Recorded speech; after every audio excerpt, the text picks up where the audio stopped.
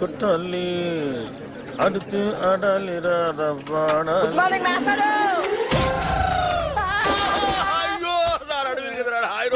Master.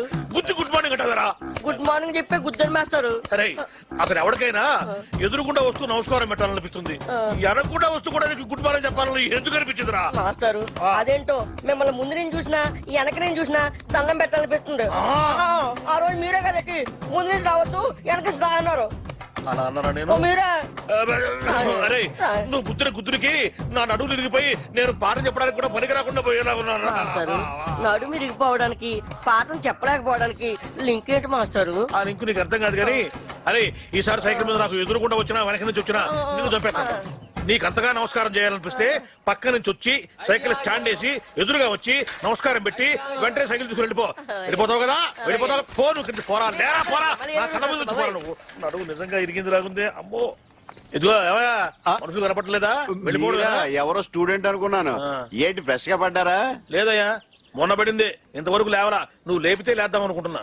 మనకు అంత పదవులను ఖాళీ. అమ్మో అమ్మో అయినా ఎదురుగొండ వెళ్ళి గుర్తించుకోవడం ఎందుకండి? ఎదురుకున్నానా? తెలిస్తే మాట్లాడు, తెలియకపోతే మాట్లాడు. బాగా ఎదురుకుండా కాదు వెనకుండా వచ్చి గుద్దాడు. ఏదైనా గానీ గుద్దడం కామన్ గా జరిగింది. ఏమండి స్టూడెంట్లు అన్నాక వలప అంటారు, అందులో మనం పడకుండా తెలివిగా తప్పించుకోవాలి. అబ్బో నేనేమో అమాయకంగా వల్ల ఇరుక్కుంటున్నావు, నువ్వేమో తెలివిగా తప్పించుకొని 100 రూపాయలు ఇస్తున్నావు. ఎందుకయ్యా వాడికి ఎదురుగా ఎట్టేందుకు? వాడి అడిగిన ప్రశ్నకు సమాధానం చెప్పలేక 100 రూపాయలు ఇచ్చుకోవడం ఎందుకు? నా క్లాసిక్ టైం చేస్తుంది ఈ చేతికి, అది వాచి కాదనుకున్నా. అటు బయటికి ఇటు క్లాస్ కి. ఏమిట్రా ఏ గేర్ లో ఉన్నావు? న్యూట్రల్లోకి వచ్చి జరిగింది ఎవడు చెప్పు. ఏమండే మన ఆఫీస్ దగ్గర నుంచి బయలుదేరామండి. రోడ్డు అర్థంలాగా ఉందని ఎక్సలేటర్ మీద ఫుల్ గా కాలే తొక్కానండి. అంతేనండి క్షణంలో ట్యాంక్ బండి మీద ఉన్నామండి. అవును ఏమన్నా హైటెక్ బస్సు? మరేనండి అదే స్పాట్ అండి. అదే స్పాట్? అదేనండి ఇంతకు ముందు ఆర్టీసీ బస్సు పడిపోయింది చూడండి. తెలుసులేవా వీరేశలింగ పంతుల విగ్రహం పక్కన. అండి ఆ స్పాట్ వెంటనే దాటేద్దామని ఎక్సలేటర్ మీద గట్టి కాలే తొక్కానండి. అంతేనండి. ఎక్సిలేటర్ దుక్కి ఏడుస్తావేరా? అమ్మో మన బస్సు హుస్సేన్ సాగర్ లోకి వీడి చేతిలోకి. ఒరేయ్ నీకు అసలు సైలెన్సర్ ఉందిరా? నిన్నగాక మొన్న కొన్న కొత్త హైటెక్ బస్సు గంగపాలు చేస్తావా? హుస్సేన్ సాగర్ ఉండండి. నీ వాయి పుడుతుండా? అయ్యో 10 లక్షలు. ఒరేయ్ బస్సులో ప్యాసింజర్ ఉండాలి కదా, వాళ్ళంతా మునిగిపోయారా? ఒక్కడు కూడా మొదలలేదు సార్. ఒడ్డుకొచ్చాక వరుసగా నిలబెట్టి నీ లెక్కెట్టారుగా. ఒక్కడు కూడా మునక్కుండా మొత్తం ఎట్ట బతికారబ్బా? ఆశ్చర్యంగా ఉంది. ఇందులో ఆశ్చర్యం ఉంది సార్. ఇంతకు ముందు కృష్ణానదిలో ఆర్టీసీ బస్సు పడేసింది మనవాడేని తెలిసిపోయి ప్యాసింజర్ తెలివిగా లేదండి, బస్సు పడే ముందు కిటికీలోంచి కప్పలా దూకేసి ఈదుకుంటూ ఒడ్డుకొచ్చేసారండి. మరి నువ్వెట్ట బతికావు? బాగాలేవారండి, అందరికంటే ముందు నేనే కదా దూకుతా. ఒరే నాకు కొంచెం కన్ఫ్యూజన్ గా ఉంది. ముందు బస్సు పడి తర్వాత జనం పడి తర్వాత నువ్వు పడ్డావా? ముందు జనం పడి తర్వాత బస్సు పడి తర్వాత నువ్వు పడ్డావా? జనం ముందా బస్సు ముందా నువ్వు ముందా? నాకు 10 లక్షలు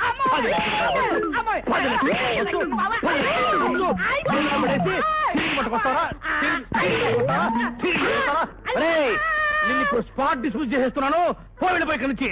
మళ్ళీ నా కంటపడ్డావా నీ హెడ్ లైట్ పగులుతారు. రే పో. అయ్యరా మీరేం కన్ఫ్యూజ్ అవ్వకండి, నేను క్లియర్ చెప్తాను. ముందాడు దూకాడండి, తర్వాత నువ్వు దూకేవా? ఒరే మిమ్మల్ని పెట్టుకుని నేను బస్సులు నడుపుతున్నాను రా. చారే చారే చూడ చాయ్ అడిగిండు.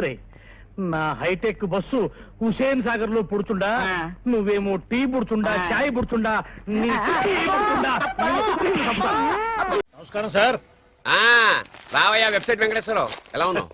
ఏదో ఇంటర్నెట్ పుణ్యమాని 6 పెళ్లి చూపులు 3 పెళ్లిళ్లతో సుఖంగానే ఉన్నాం సార్. బాగుంది. ఇంతకీ మా అమ్మాయి పెళ్లి సంబంధం ఏం చేసావు? ఆ పని మీదనే వచ్చాను సార్.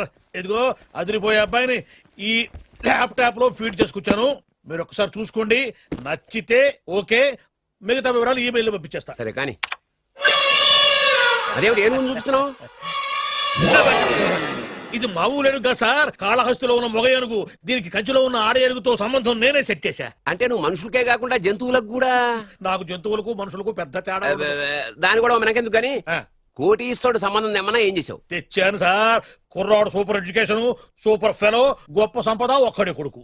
పెళ్లి కొడుకు ఎలా ఉన్నా పర్వాలేదే ఓహో. పక్కింటి మా నాన్న కొడుకు కన్నా మీ నాన్న కొడుకు ఏమిటి మీ అన్నయ్యగా వాడనేమిటి రాంగ్ బ్లడ్ వాడు కూతురు తెచ్చే సంబంధం కన్నా గొప్పది తేవాలి. మీకు ఒక్క అనుభవైనా పక్కవాడికి 2 కళ్ళు పోవాలనుకునే మీ దాతృత్వం. ఇదిగో ఇప్పుడే చెప్తున్నా గుర్తుపెట్టుకో, నాకు డైరెక్ట్ డెలివరీ కావాలి. అంటే పని మనిషికి పుట్టినవాడు పక్కింటోడికి పుట్టినవాడు కుదరదు. పుట్టకలో పర్ఫెక్షన్ ఉండాలి. డిఎన్ఏ రిపోర్ట్ తో సహా వస్తా. అది వస్తాను. ఉంటాను సార్, గేట్ నేను వేస్తానండి. సార్ సీమి